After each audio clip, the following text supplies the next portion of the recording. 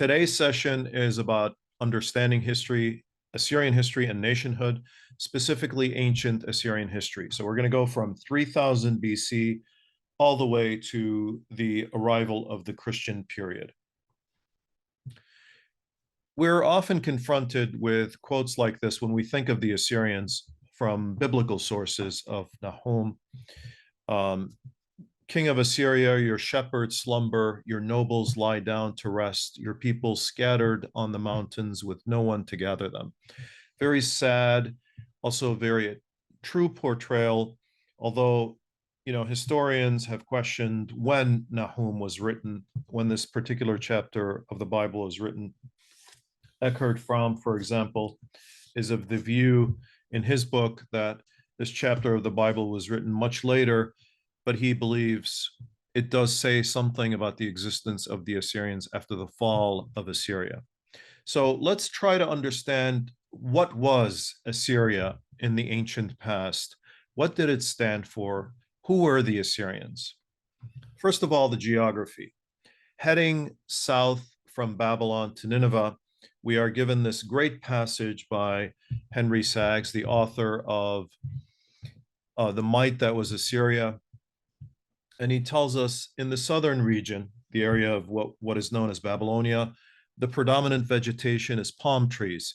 Except where carefully nurtured in parks and gardens, grass cover is lacking. The terrain is flat to the horizon, and for most of the year, its sun-parched earth is arid and dead, wherever irrigation ditches do not reach. This is the southern area of Mesopotamia. Approaching Mosul, the traveler finds a striking change. Now you're heading into the northern area of Mesopotamia. The flat terrain gives way to undulating plains, in spring green with pasturage or cereal crops, scented with flowers and clover. The rolling plains, not plans, are cut with wadis, a flow after spring rains with higher ranges of hills on the horizon. The traveler has reached Assyria. So there was a contrast in geography. Assyria was an area where grasses grew. It was the cereal production area throughout the Middle East, a very important production. And this helped produce, among other things, a very powerful military, because cereals become very important for the growth of not only cities, but also marches for military formations and marches and logistics. Armies are able to travel faster when, for example, cereal is gotten. And so Assyria was known for its wheat, a very important commodity for survival. When we talk about Assyria, the beginnings are at Ashur, the city of Ashur. The very name Assyria comes from the city of Ashur. And here you see a ziggurat, which is what is left of the ancient great ziggurat of Ashur. Now, Ashur is in Mesopotamia, of course. Mesopotamia is a Greek invention. The term comes from the Greek, but Nahran is in the Assyrian or Syriac language. In Assyria, it was known as Mat Ashur. Mata nowadays is used as a village, but in the ancient past, it was used as a land or country. It is in northern Mesopotamia. Ekked is in the central area of Mesopotamia, and Somar is in the south. Babylonia and Chaldea are terms that are often used in Mesopotamia, but they are foreign imposed terms. They are not native to the area in terms of lands. So these terms, Babylonia and Chaldea, are not terms that are natively Mesopotamian. They are further not a country. So Babylon was a city. It is not a country. So it's akin to or analogous to calling the entire area of northern Mesopotamia Nineveh or something like that after a city. Ashur, however, is different. The entire area, the land of Ashur, is often referred to in native sources, and it is a self-designation, and it later, in the Assyrian slash Aramaic language becomes Athur or Athura or Ashur. So Assyria was a country in northern Mesopotamia, not simply a city. It started as a city-state, but then grew into what we know as a state or a country. And in the modern map of Iraq, you see the ruins of Ashur. Today, the location of Ashur, it is called Asharqat. Here, another map for your geographical edification. Different than Somar and Ekkad, of course. And oftentimes, a lot of people are confused about this. Sumerians, Akkadians, where did they live? Are they in the same place? No, Sumerians and Akkadians lived largely in the south. Ekkad was sort of in the center, and Somar was farther south. Now, the people that lived in Mesopotamia lived in the land between the two rivers. Who were they? Assyrians, of course, Sumerians and Akkadians, what we know as Babylonians, which is a mixture of peoples, Amorites and others, Arameans, Chaldeans, and others. Hurrians lived in Mesopotamia. Amorites lived in Mesopotamia, as well as Kassites. Amorites are a West Semitic group, and Kassites are an Iranian group that came into Mesopotamia that were not native to Mesopotamia. And here is a map. And southern Mesopotamia in native sources is often called Somar and Ekkad. So we're constantly referred to as not as Babylonia, but as Somar and Ekkad. So the Assyrian kings refer to it as that. Others refer to it as the land of Somar and Ekkad, but never as Babylonia. So the term Babylonia does not even exist in the Assyrian language or in the Aramaic language. We don't ever say Babylonia, although some people have used it as a name.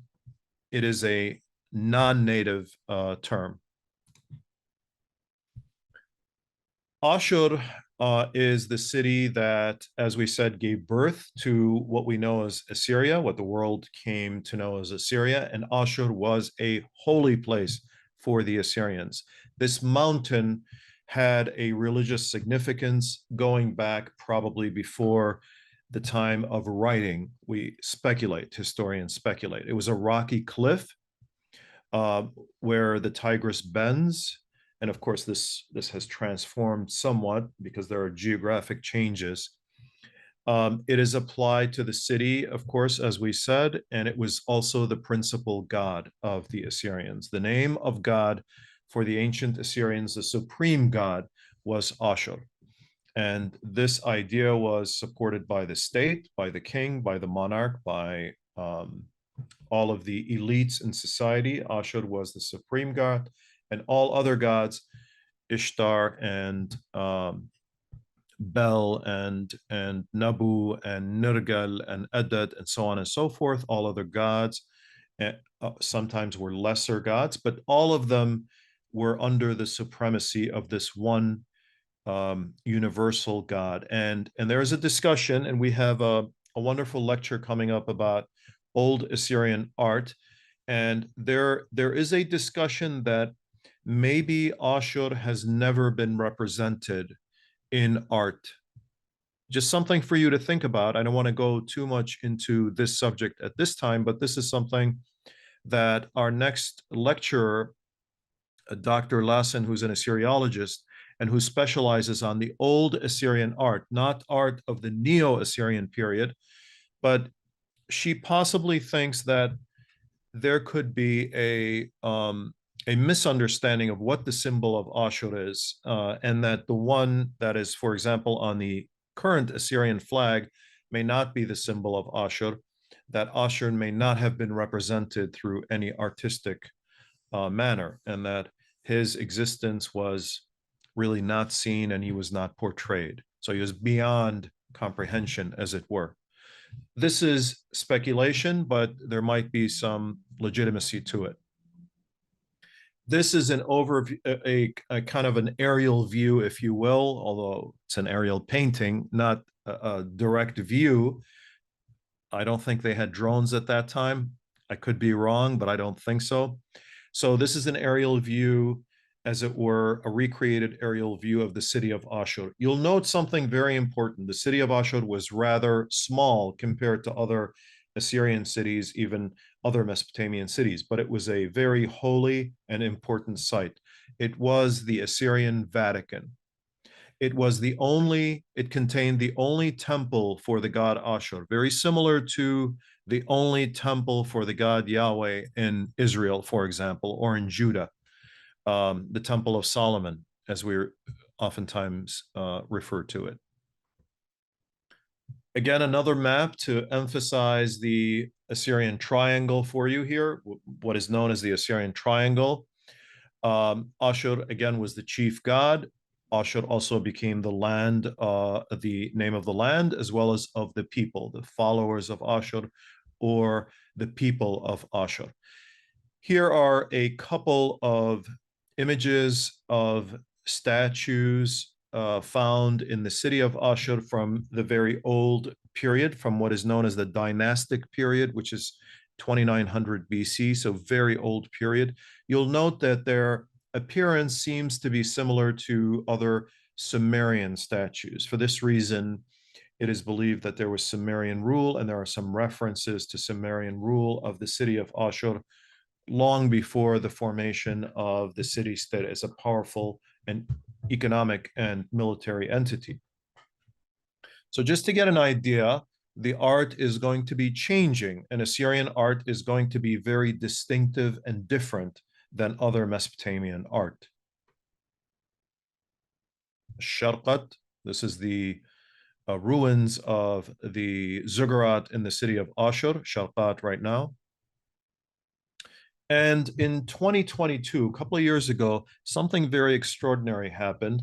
It was never thought possible that Assyrians could be in these places because a lot of the people living here happen to be Arab Sunnis who are perceived to be very intolerant toward the existence of Assyrians or Christians in Iraq. And so, and many believe that there were many ISIS supporters among the Arab Sunnis of this area. But Assyrians came together and coordinated with the governor of this region and celebrated the Assyrian New Year in 2022. And specifically, it was a group called the Bnei Bit Nahran, or Abna Bit Nahran in Arabic, a political group that was splintered from the Assyrian Democratic Movement, which has since reunited with the Assyrian Democratic Movement. This happened this year. But this is these are a couple of images from their celebration of the New Year, which is, I think, a historic, very symbolic event. Now, what we know about the Assyrians in part comes from the chronology, anyway, comes from something that is known as the Assyrian Kings List. And there are a few copies of this. The earlier references are to the very ancient Assyrian kings. They are mentioned as 17 kings who lived in tents. So they're perceived to be a nomadic group who came and settled. And perhaps this is, delving into, as a lot of people say, into the mists, shrouded into the mists of the past. So thinking about the unwritten record, this is the legendary history of Assyria. And these kings have names such as Tudia, and then Adamu, a very interesting name. Adamu resembles Adam a little bit. Anyway, these are the names of the early Assyrian kings who were said to rule in the city of Ashur specifically. And Ushpia is mentioned to have thought to have constructed, based on one inscription, thought to have constructed the original Ashur temple, which was an old temple. Remember, the city of Ashur now is actually older than the city of Babylon in Mesopotamia, just for your information. So the early city of Ashur was ruled by various kings. There are references to them. They are known oftentimes as not as kings, sharu, but as either ensi, known in Sumerian as governor, or as the chief priests of the city of Ashur. And the role of many of these kings, as we know them now, priests, as they were known before, chief priests, was to rule over the city, which was run by a uh, type of a parliament, if you will, of elites. What the big men and the other merchants who ran this parliament, and the chief priest was supposed to be kind of a mediator between all of the parties. The city of Ashur became a wealthy center, as one scholar says. To be an Assyrian during this time, around the year 2000 BC, was to be a merchant, not a warrior. As early as 2000 BC, it became one of the wealthiest cities in Mesopotamia, forming trading colonies in Anatolia, very, very far away, and elsewhere. In one of these trading colonies, in the colony of Kanish, in today's Turkey, central Turkey, over 23,000 clay tablets have been found, showing sophisticated trade and investment methods used by the Assyrians through personal royal letters. Some of these letters are just incredible to read because they give us a very human side to the Assyrians. These are not letters of monarchs. They're not praising war and praising a conquest, but they are letters that are correspondence between people, and they refer to various things as interest rate and legal regulations and police stations, for example, or policing and lawyers and so on and so forth. Very, very interesting. We did not think that Mesopotamia or the Near East was this sophisticated this early on, so 4,000 years ago. For several generations, the trading houses of Karum Kanish, as it was known, Karum is a place where Assyrians traded. It was a trading hub. The trading houses of Karum Kanish flourished, and some became extremely wealthy. They became what we can term today ancient millionaires. However, not all businesses were kept within the family. Ashur had a sophisticated banking system, and some of the capital that financed the Anatolian trade came from long-term instruments made by independent speculators in return for contractually specified proportions of the profits. It was the wealth created through such commerce that the Assyrians were later to base the empire that dominated the ancient Near East. So the Assyrians built a foundation of wealth in their major or capital city or central city, which eventually grew to take over the other cities and form a nation or a nation state. It's an early term for that period, but one of the scholars who is an Assyriologist at Harvard, I believe he's now at Yale, Dr. Brahamovic, tells us that to be an Assyrian was to be a merchant. Assyrians had an estimated 40 colonies or trade centers. More than 30 were in Anatolia. Non-Assyrians could not peddle their textiles in these areas, and this was guaranteed by law and agreements made by before divine deities such as Ashur, Ashur being the supreme deity of the Assyrians. Anatolia was divided into city-states prior to the formation of the Hittite state or the Hittite Empire, which later Assyrians clashed with. Treaties between rulers and Assyrian merchants, known as the sons of Ashur, Bnei Ashur, were common. For the Assyrians, Anatolia was open to trade, but not before crossing the Euphrates River. This was the regulation. So the land of Assyria, as it were at that time, or the Mat Ashur, extended all the way to the Euphrates River, and Assyrians could not trade until they crossed the river Euphrates and went westward. That's where they were allowed to trade. This was a very sophisticated way of organizing trade, and it was, and the center of it, the powerhouse of it, was the city of Ashur with its parliament, if you will, or city hall. So here's an example from, I'm going to show you a couple of examples of letters being written from a wife here to her husband. This literature, by the way, the oldest in the world, contains more literature written by women than any other literature in the world that we have, of course. So the wife tells her husband, "Why do you keep writing to me? Quote, the textiles you're sending me each time are not no good. Who is this person living in your house?" Of course, she's writing to her husband. She's in the city of Ashur, in the heartland of Assyria. He is in Anatolia, very far away.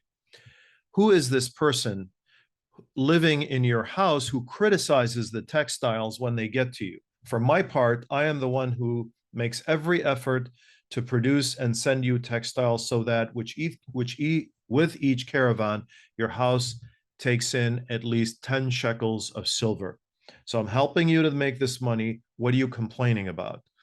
The wife is saying to the husband. And there are many such letters like this.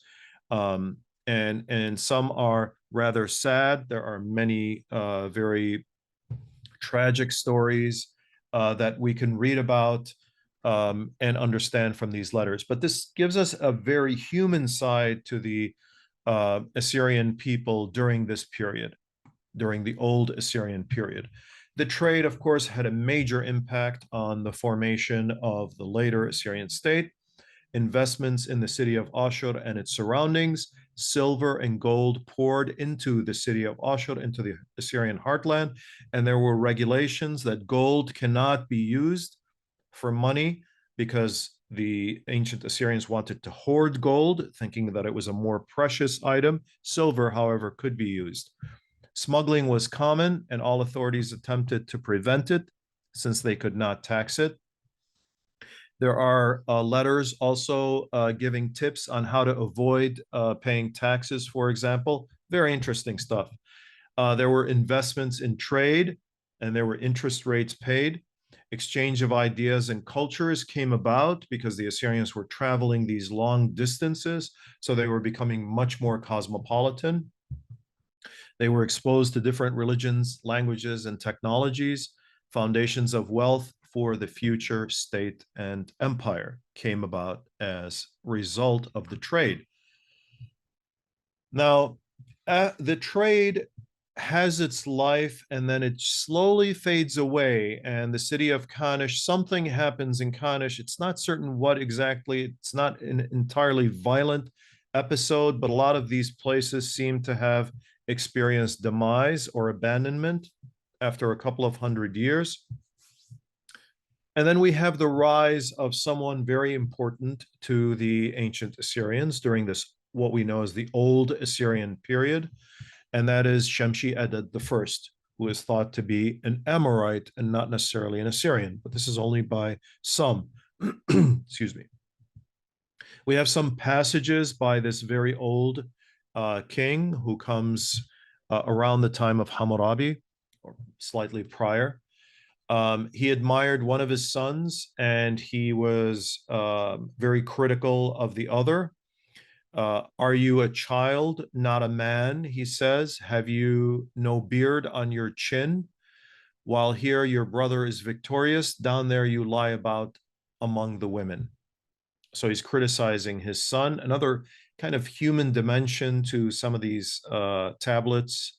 And he has arranged a marriage of his son to a princess in the south of Mesopotamia. And we have a letter here that says, I heard you gladly dispatched my daughter-in-law on a safe way back to me, that you treated my servants when they stayed with you well, and that they were not hindered at all. My heart is very happy. So he is forming good relations. So not only is this king a warrior king who considers victory very important, but he's also a diplomat. Hammurabi ruled Mesopotamia. This was a very important time from 1810, of course, began, conquered northern Mesopotamia, which transformed the Assyrian state into having its center in this now newly growing city, which was Babylon, which is going to be a very important state. And in his code, he refers specifically to the city of Ashur and tells us about himself. He is the, quote, pious prince who venerates the gods, to make justice prevail in the land, to abolish the wicked and the evil, to prevent the strong, it should say, from oppressing the weak. A very important formula for many Mesopotamian kings. It's not just Hammurabi. This is also language that is used by King Sennacherib of Assyria, who prevents the strong from oppressing the weak, who is on the side of, for example, oftentimes, who is on the side of the orphans and the poor and so on and so forth. So we hear this a lot. And of course, we hear it from politicians today. Hammurabi, who also proclaims the truth, who guides the population properly, who restores its benevolent protective spirit to the city of Ashur. Very important to know, because oftentimes people perceive the relationship between Babylon and the city of Ashur or the city of Nineveh to have been constant rivalry. This is absolutely not true according to the historical record. So here you have Hammurabi revering the city of Ashur and helping the city of Ashur, who quells the rebellious, the king who proclaims the rights for the goddess Ishtar in the city of Nineveh in the Imishmish temple. So Hammurabi takes pride in all of his cities. These are considered all of his cities. So you have kind of a more cosmopolitan spirit here that is centered in the south rather than the north. Now we're heading towards what we call the Middle Assyrian period, which I'm going to talk about, but I want to give a broader perspective of what was happening in the Middle East. In 1650, a people called the Hyksos, which are thought to be Semites, invaded Egypt and established the 15th dynasty, but coexisted with the 16th and 17th dynasty in Thebes, which is farther south. So they formed a kingdom in what is northern Egypt, or lower Egypt. Hyksos were expelled with their last king from Egypt about 1580 by Pharaoh Ahmose. After expelling the Hyksos, the native Egyptian New Kingdom rulers began to assertively control their borders under Thutmose III and controlled Canaan. This is going to be very important for the Assyrians because they will be dealing with this. Now, this is on the southwest border of Assyria. On the northwestern border of Assyria is the Hittite Empire, which has been growing since the 1600s and is going to be a very important power. The Hittites and Egypt clash over the Levant, what we know as the Canaanite kingdoms, which is where Israel is, which is where Phoenicia is, which is where Judah is, and Syria, and so on and so forth. Syria, by the way, also not known as Syria during this time. There are various city-states, and I'll mention them. Since this is a class on the formation of nationalism, I want you to become familiar with what the terminology is during this time. So this is roughly what the Middle East looks like around 1500 BC. After now Hammurabi has come and gone, Shamshi-Adad has come and gone, the old Assyrian period is no longer here. The Assyrians now are in what we call the Middle Assyrian period. Very important to place a particular importance on this because this is the foundation, the true foundation, one could say, of the Assyrian state and empire, and the beginning of a very sophisticated system of administration that is going to dominate the entire Near East. So I want to say a few things about the Middle Assyrian period. I'm going to talk about I talked about the Egypt and the Hittites, who were very important, Babylonia or Babylon and the Kassites, who had control of the southern area, Mitanni and Hanigalbat, which are to the north west of Assyria. I'm going to talk about the structure of monarchy in Assyria and how it is transformed, the creation of provinces, growing sophistication of the Assyrian Empire, Assyrian state. Assyria becomes a regional power, beginning of a world empire for Assyria, and then the Middle Assyrian laws, which are very interesting to know. So Egypt and the Hittites clash over the area of what we know as Syria, Lebanon, or Israel, Phoenicia, and so on. Largely, this is a clash over resources, particularly wood, which is very important. Cedar trees, for example, Egypt has no wood that it needs. And so there is a clash. The Assyrians kind of stand by and watch. During this time, the Assyrians go from what is known as a parliamentary monarchy to absolute monarchy. The Assyrian king, who is the chief priest of Ashur, becomes also the chief general. He becomes the chief administrator of the Assyrian Empire. He takes over and becomes a much more powerful ruler of the Assyrian Empire than the chief priest of Assyria had been. And so Assyria begins to grow. Of course, the Assyrians think of recovering rather than taking territory. A lot to discuss there, but anyway, they go in different areas because oftentimes Assyria was the target of attacks by various powers, and so Assyrians developed a stronger way to protect themselves, forming, all about organization, forming a very organized and standing army that is able to defeat their less organized enemies. So they proceed in all directions and dominate southern Mesopotamia, the Mitanni Hittites, and push back Egypt. Egypt's influence is lessened as a result of the growing Assyrian Empire. Now, we had said the role of the early Assyrian kings to understand the structure of Assyrian rule. The Assyrian king was initially the chief priest. He was the divinely chosen priest to lead his people.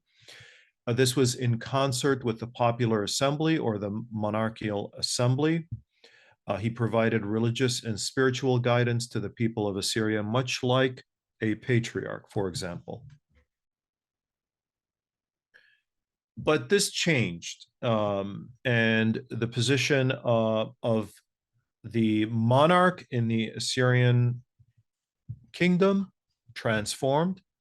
We have here a passage that the person chosen as the Assyrian king had to be somebody very, very special, very, very physically fit, mentally fit, and so on. And we are here told about fashioning the Assyrian king. He's also given this air of divine. He's not divine. The Assyrian king is not a god by any stretch of the imagination, but he is divinely ordained. He is favored by the gods. We are told in one tablet, Ea, the god of wisdom, opened his mouth to speak, saying to Belet Ili, the goddess of creation, you are Belet Ili, the sister of the great gods. It was you who created man, the human. Fashion now the king, the human advisor, the human advisor. Shape the whole of his figure so pleasingly. Make perfect his countenance and well-formed his body. And Belet Ili fashioned the king, the human advisor. This was the understanding of what the king was. He was the human advisor. He was the counselor, if you will. So there's both continuity between the old period and change, of course. The Old Period is marked by parliamentary monarchy, where kings served as the chief priest and representative of the god Ashur. The Middle Period saw the arrival of powerful kings who became commanders of the military and reduced the power of the aristocratic families. This especially is true with both Tukulti Ninurta and Ashur-nasir-pal II, who moves the capital from Ashur to what we know as Nimrud or Kalhu. Assyrian identity continued, but was evolving and growing, of course. Assyrian identity encompassed more than the city of Ashur now. Assyrian heartland and provinces grew. The old Assyria was a merchant power, and the middle Assyria was a political and military, and then a regional power. One of the better books is a book based on the PhD dissertation of Professor Amir Harak, who I believe is retired now, who's also an Assyrian, by the way. He's professor of Aramaic and Syriac now at the University of Toronto, but he's also an Assyriologist, a very unique set of skills he has and knowledge. Assyria and Hani Galbat, which is about the Mitanni, and he refers to these four, in particular, very energetic Assyrian kings who sort of one after the other transformed the Assyrian state and later the Assyrian Empire. Ashur-uballit I is a very unique king, and we will say a couple of things about him. Enlil-nirari, Aregden-ili, and then Adad-nirari I, Shalmansar I, Tukulti-Ninurta I. These are exceptional kings who transform the Assyrian state and, of course, the entire Near East. Politically, Ashur-uballit's reign is an unmistakable transitional point. Before him, Assyria was a polity created on the city of Ashur with little influence beyond it, often in thrall to its more powerful neighbors after him. Assyria was a territorial entity beholden to none of its neighbors and with increasingly justified great power pretensions. This is from Jonathan Volk, The Origins of the Assyrian Kings List.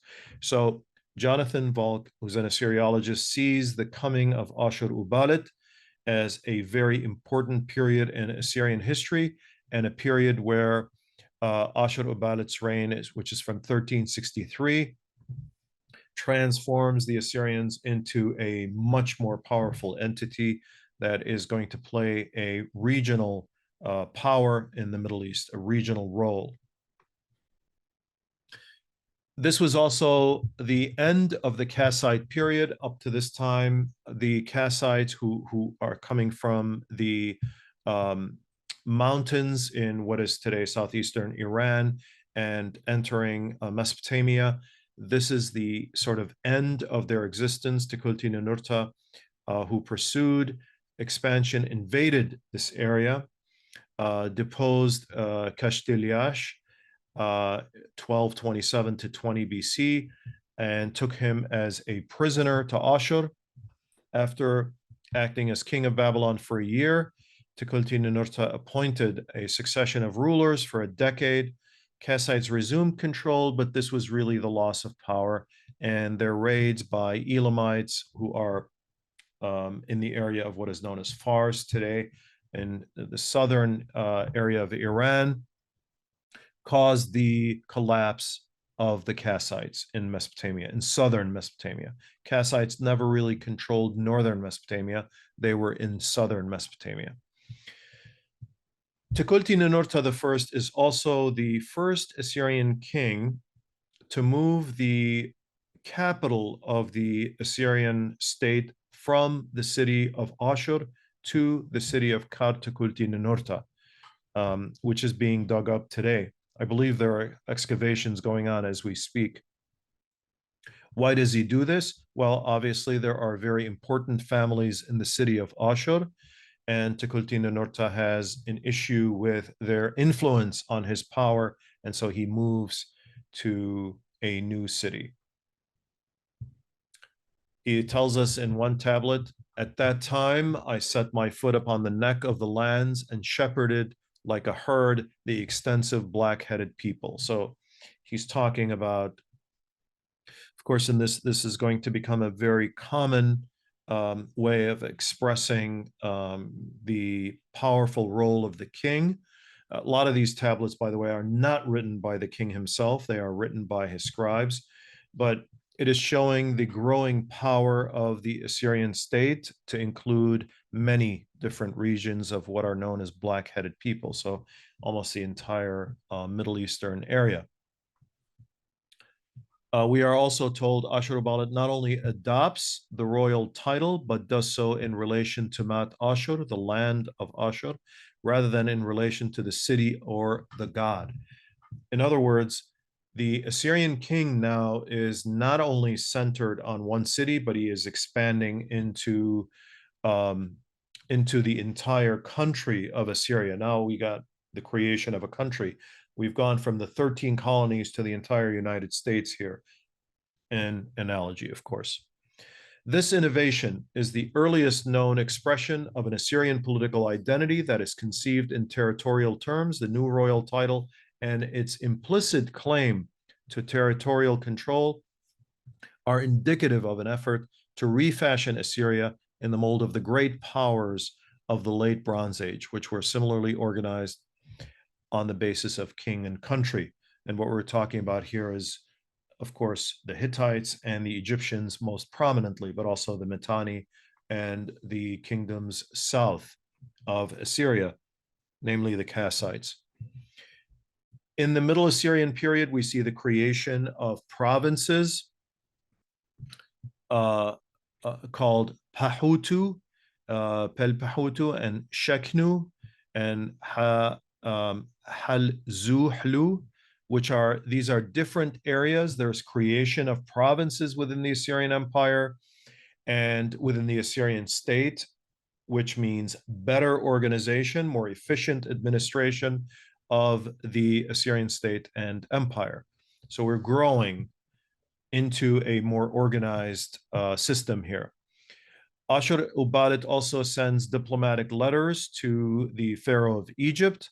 The first is a salutation accompanying a number of luxury gifts to the Pharaoh.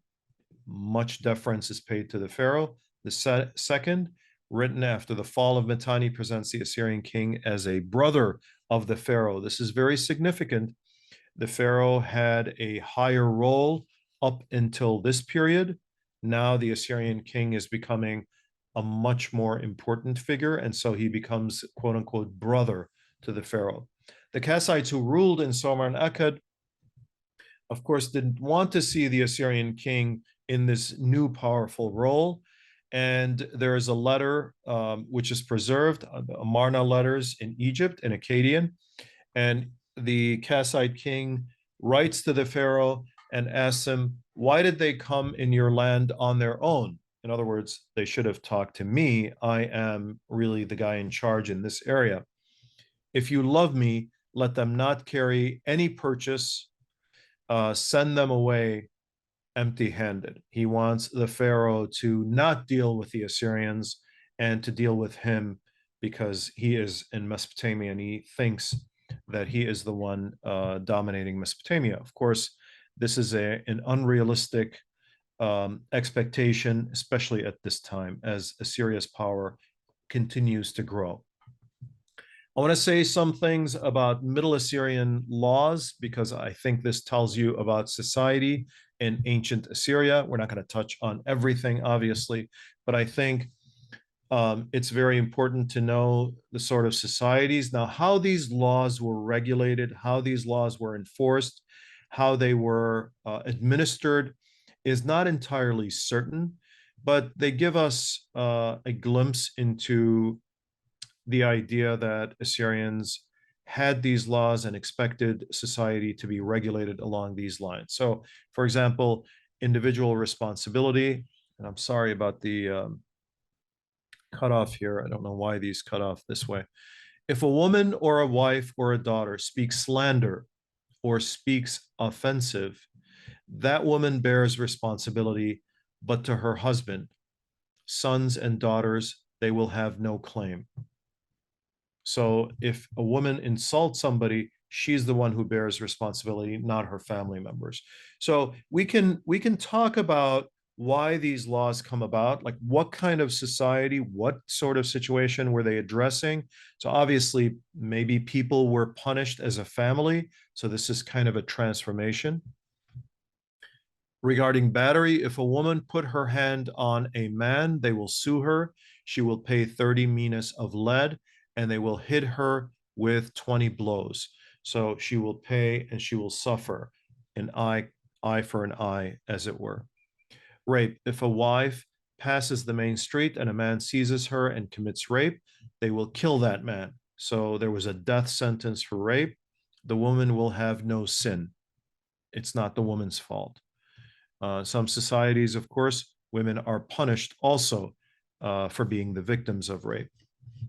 Adultery, if a man seizes a man upon his wife and it is proven, they will kill them both. So adultery's consequences are death. There is no liability for him, meaning for the husband. If he seizes him and brings him before the king or the judge, reference to a judge or judge, if the husband kills his wife, he shall also kill the man. In other words, they both have to die for the act of adultery. If he cuts the nose of a wife, he will turn the man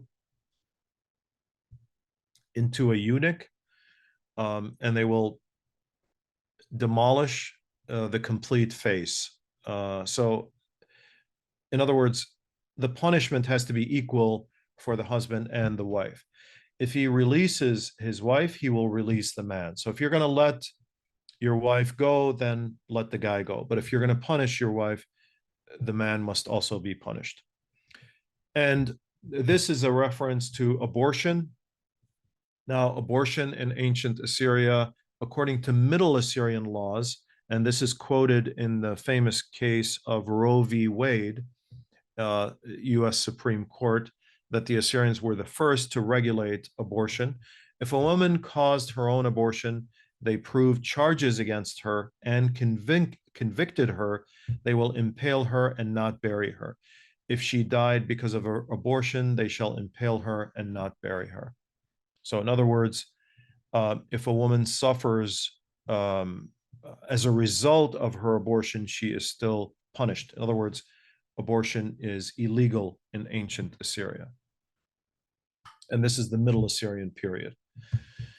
Now, I want to also say, since we are dealing with the history of ethnicities and nationalism and so on, well, what of all these people living? Well, who were they? What were their identities? And we have an interesting study by Mirko Novak of Assyrians and Arameans.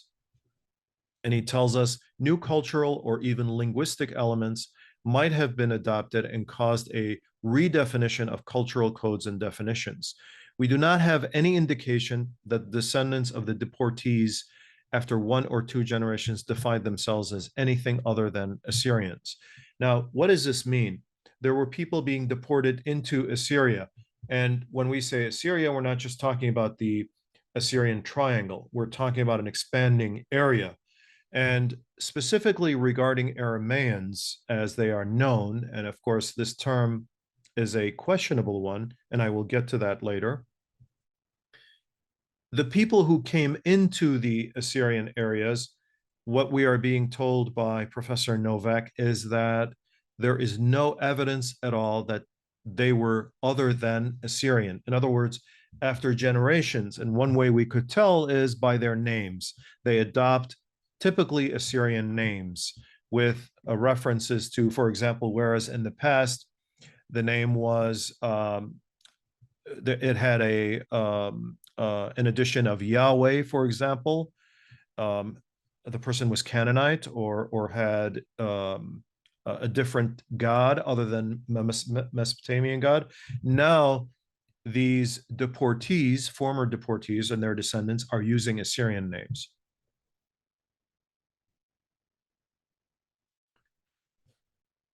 Now, the Middle Assyrian period, how is it separate from the Neo-Assyrian period? There's always this question of Assyrian period being different than a Neo-Assyrian period. So the Middle Assyrian period, um, there's a line of kings in the heartland, and it is continuous.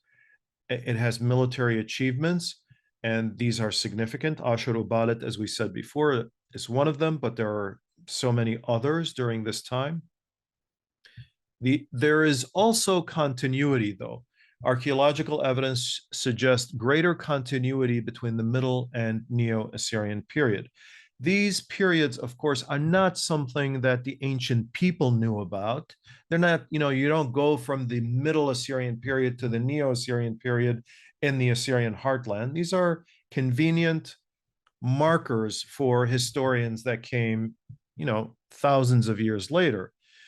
The kings of the Neo-Assyrian period viewed themselves as standing. So we're talking about kings who came, and we are going to mention them, standing in the place of specifically the Middle Assyrian period. And part of the issue here is the time. We're talking about 1600s, for example, or 1300s in the BC area. And then we're talking about the Neo-Assyrian period, 1000 and after, so about 900 BC. Well, it's much easier to refer to kings in the 1600 than, say, example of 2500 years BC. You're talking about much further back.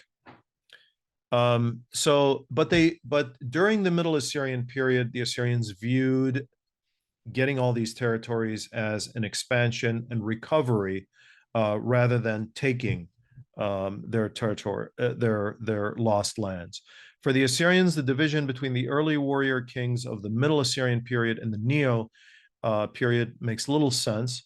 However, the distinction between the merchant colony of Ashur, the Old Assyrian period, and the Imperial period has merit. So if we're talking about the Old Assyrian period, where to be an Assyrian was to be a merchant, and then we're talking about the Neo-Assyrian period, where Assyrians were dominating a dominating regional power and then a world power afterwards. Well, that makes more sense. And that's what we see here, a major shift, a major development. So there was an identifiable, also artistic Assyrian style that began to appear around 1500 BC. You see these figures, especially the relief art of the Assyrians take on a special prominence within the Assyrian realm. Assyrian human figures appear strong, powered, dignified, rigid, some would say, to some historians. Battles are extensively documented, so there's extensive documentation of battles that the Assyrians had, very detailed, and this is one reason why Assyrians are thought to be more cruel, because they are very graphic in their art, something that we see partially with the Egyptians, but not as detailed. The king in Egyptian art is made to be much larger. He's an exaggerated figure, whereas among the Assyrians, he is the size of other humans, being the human advisor. This was the formation of the Assyrian Empire during the time that we know as the Neo-Assyrian Empire, was the most powerful human organization ever assembled. Of course, it stepped on the toes of many people, and it caused as all empires do, much violence. This is certainly true of empires that came before, but it was much more organized.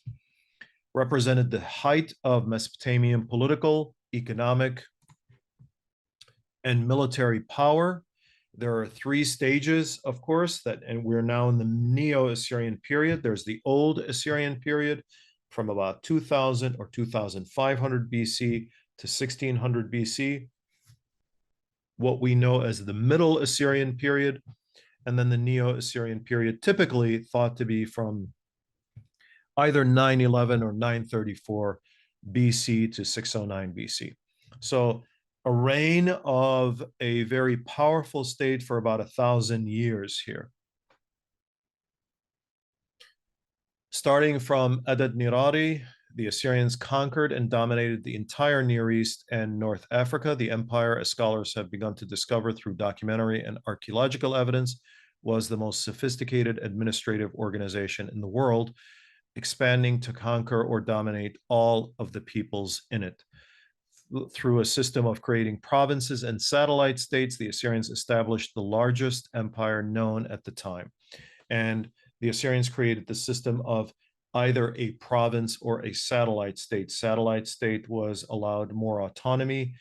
The province was allowed less autonomy, and it was connected to the center as if in a larger country. This was the first time that administration took such form. And so there you see a list of the Assyrian kings, and the ones that we are most familiar with in the study of Assyrian history is what we know as the Sargonids. They are the last great Assyrian kings of the Assyrian Empire, but also Tiglath-Pileser III. Sargon II, his son Sennacherib, his son Sarhaddon, his son Ashurbanipal, and then the last kings of Assyria are Ashur-itil-Ilani, the son of Ashurbanipal, and Sin-shar-ishkun, who dies at Nineveh in 612 BC. We don't have much from him other than a few tablets. Ashur-uballit II. Now remember, Ashur-uballit I was this king who came hundreds of years before, who had revived the Assyrian Empire, transformed it, transitioned it from what was known as a monarchical parliamentary system into an absolute monarchy. He was Ashur-uballit I. Ashur-uballit II was never formally known as a king. He was known as a prince. Why is that? Because by this time, the city of Ashur had been destroyed, and all of the Assyrian kings should have been consecrated as kings in the city of Ashur. And they were also buried in the city of Ashur.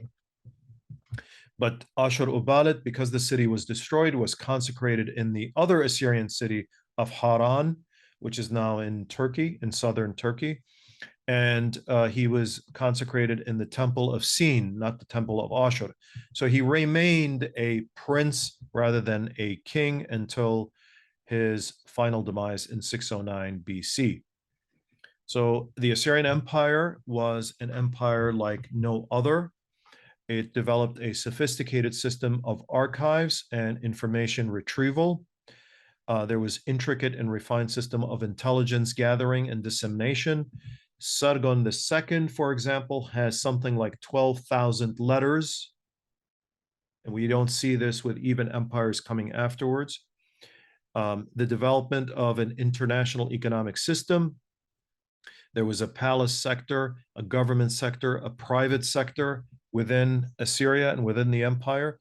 Development of a sophisticated system of political administration, creation, and strengthening of an ideology based in religious terms, with Ashur being the supreme god, to support the state and its growth.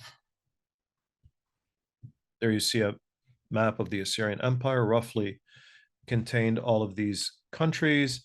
And I should say, besides being a powerful geographic entity on this scale, it also had influence in the wider Mediterranean world, all the way up to Spain, where trade was conducted. We are told by Simo Parpola, one of the best among Assyriologists, the Neo-Assyrian king pursued an active policy of nation building, whereby the citizenship of Assyria was routinely granted to the inhabitants of newly established provinces. As a result of this, by 600 BC, the entire vastly expanded country shared the Assyrian identity, very important to know, especially for this class, which essentially consisted of a common unifying language, Aramaic, and a common religion, culture, and value system.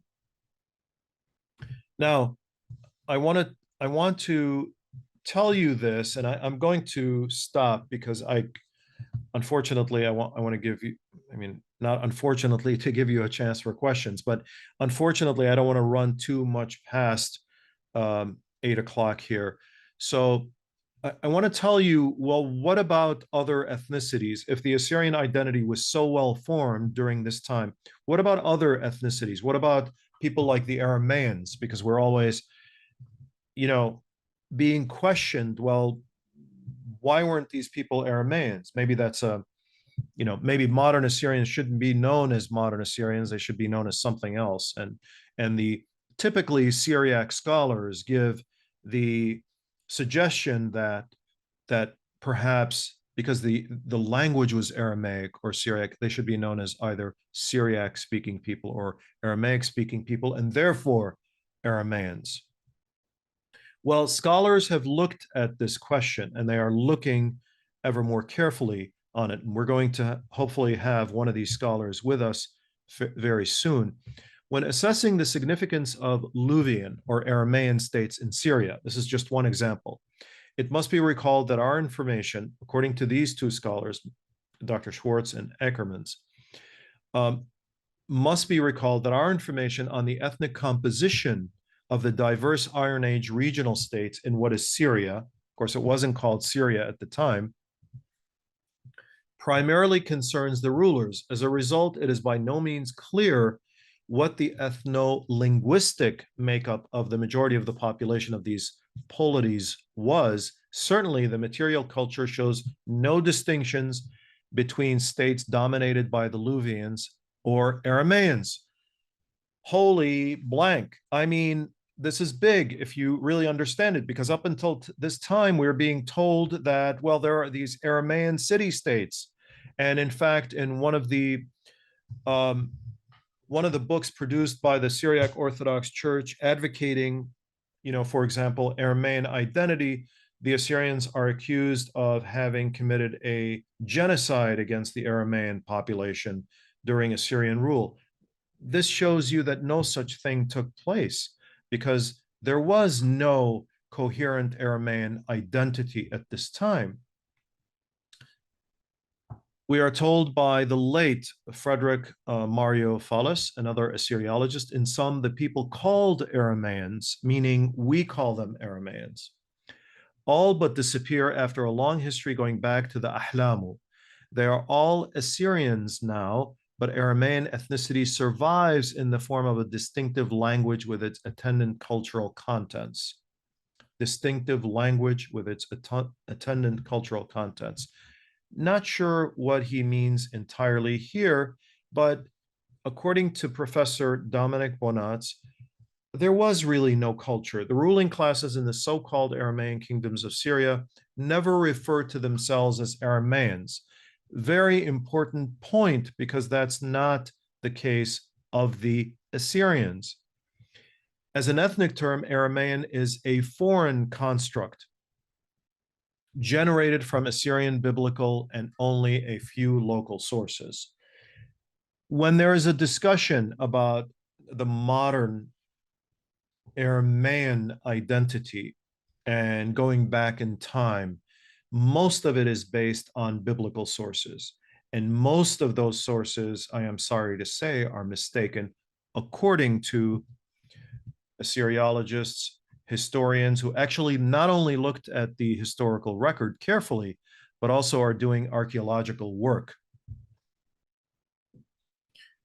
Well, what about the term Chaldean in the ancient past? Well, we are told by Professor Bellew, who is a professor of Assyriology at the University of Toronto. Contrary to the Bible, the Babylonian Empire, the rulers of the Babylonian, never refer to their subjects as Chaldean. When we turn to terms describing the members of the ruling dynasty, we encounter a similar paucity of information. While the biblical evidence has imposed the term Chaldean dynasty, again, the erroneous reference to this dynasty as the Chaldean dynasty. We're talking about the past, not talking about the present. I will go over the present in the next classes. The Neo-Babylonian kings never adopted the designation Chaldean. Not only do we find no ancient claim for the Chaldean origin of the dynasty, but the term Chaldean does not appear even once in late Babylonian cuneiform documentation. So what does this mean? It means that there was a Neo-Babylonian empire based in the city of Babylon, but there was nothing that we can reference as a Chaldean entity here. Well, this is very important, and I'm going to stop at this point right now before going into the fall of Assyria. I will take this up in the next class. It's very important to know this because this civilization, Mesopotamian civilization, which includes, of course, Assyria and the southern area, Sumer and Akkad, we are told by André Perot in his book, The Arts of Assyria, that no other ancient civilization has bequeathed to the world so vast a corpus of documents. We've got tons of documents. So we can look at all of these documents and we say, well, we have a rather clear picture of Assyria and of what we know as Babylonia or Sumer and Akkad. And I just want to end with saying that this was a spectacular civilization, of course, all of Mesopotamia, a very important historical civilization, not only for the Assyrian people of today, of course, for the entire world. Here you see jewelry. And after the fall of the Assyrian of the city of Nineveh and Haran in 612 BC, Assyrian administration continued under what we know as the Neo-Babylonian rule. So I will stop with that. Next time we are going to take up what happens after the fall of the Assyrian Empire, the Assyrian state, the major Assyrian cities, what happens to the Assyrian people, and how do they convert to Christianity? How does that take place?